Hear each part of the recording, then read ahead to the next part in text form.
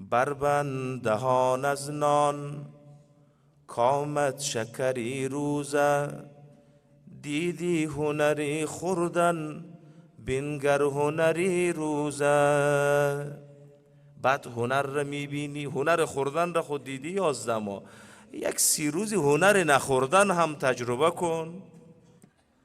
آن شاه 200 کشور، تاجیت نهد بر سر.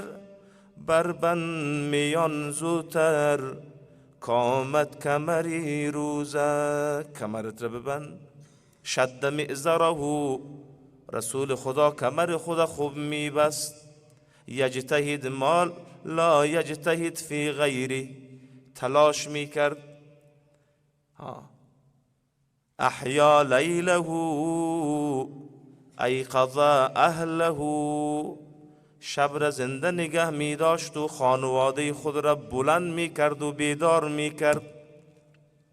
این گونه روزه بگیر.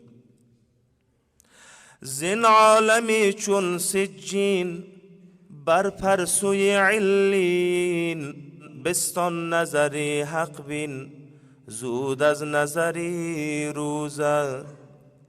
بستان نظری حق بین، بستان نظری حق بین. زود از نظری روزه. توجه و نظر و نگاه خدا را بدزد و بربا.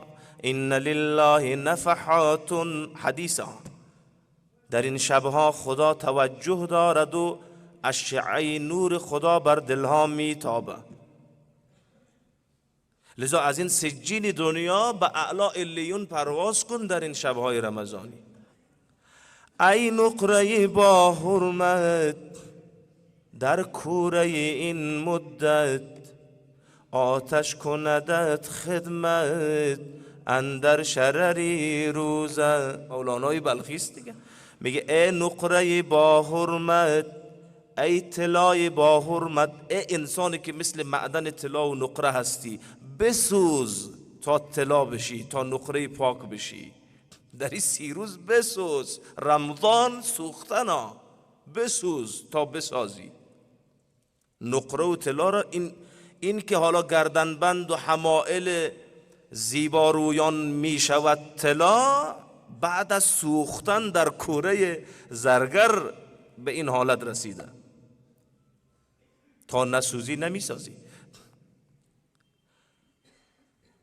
روزه نمی زمزم شد،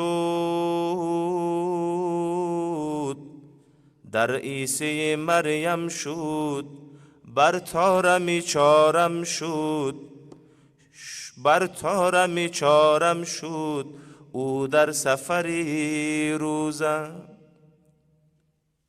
با آب زمزم روزه دلها را بشویید.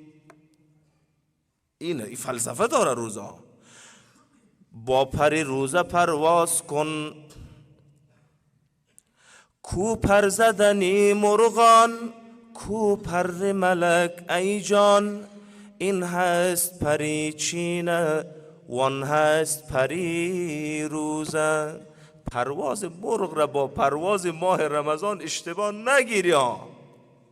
این پر که خدا در رمضان میدهد، به افقها و کرانه ها و سدرت المنتها پرواز میکنی در رمضان. مرغ وقتی اکسیژن قطع می شود پرش می شکند، به زمین می افتد. اما روزدار اکسیژن نمی شناسد، تا افقها پرواز می کند در ماه رمضان. باریک کند گردن، جوانا گوش کن. باریک کند گردن، ایمین کند از مردن. تخم اثری خوردن، مستی اثری روزه. تخم اثری خوردن، مستی اثری روزه. درسته که گردنت را باریک میکنه، اما روحت را چاق و چله میسازه. میگه از خوردن در معده تو اشپایلوری ایجاد میشه، تخمه پیدا میشه. از نخوردن پرواز میکنی، نور خدا پیدا میشه. لذا نخوردن تجربه کن.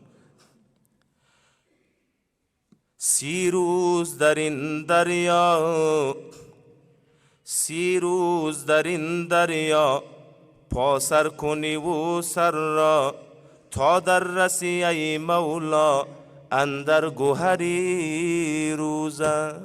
اگر بخواهی گوهر گرانبها را پیدا کنی، باید شنا کنی در این دریای 30 روزه رمضان تا گوهر بیابی. این است. شیطان همه تدبیرش، آن حیله و تزویرش، بشکست همه تیرش پیشی سپری روزه. شیطان همه تدبیرش، آن حیله و تزویرش، بشکست همه تیرش پیشی سپری روزه. کل تزویر و ترفند و تارهای عنکبوتی شیطان را شکستی ای جوان. رسول الله را خوشحال کردی با گرفتن روزه، خدا را خوشحال کردی با گرفتن روزه. الصیام جنه، مثنوی خود ترجمه قرآن، ترجمه حدیث. شمس الحق تبریزی، هم صبری و پرهیزی، هم عید شکر ریزی، هم کر و فری روزه. دیوان شمس. به امید آن روز که پروردگار عالم این دهه رحمت که دارد سپری می شود به دهه مغفرت و مهر خودش ما را دریابد. الله جوانان ما را، خواهران ما را، مادران ما را، تاجران ما را، دکانداران ما را، ملاها و روحانیان ما را، سیاستمداران و فرماندهان و نظامیان ما را خدا دریابه. الله رحمتهای خود سرازیر کنه. لذا دمی صحبت غنیمت دان که بعد از روزگار ما بسی گردش کند گردن، بسی لیل و نهار آید. فردا نمی غدا اما الجنه و اما النار، استغل من هذا اليوم. از همین روز بهره بگیر، فردا نمیدانی مردی یا بهشتی یا جهنمی. لذا امروز تصمیم بگیر زکات را بپرداز، مالت را پاک کن.